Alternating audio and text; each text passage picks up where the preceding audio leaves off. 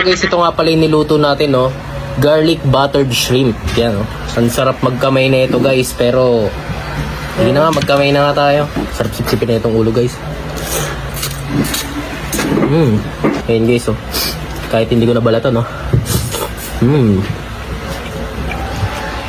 Pag kumakain ako na ito, hindi ko na binabalatan, eh.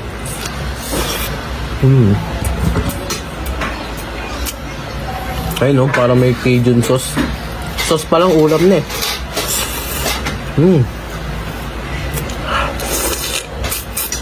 Sinipsip mo siya, guys, so sabay subo ka kanin. Ulam na. Legit. Tapos yung init ng kanin.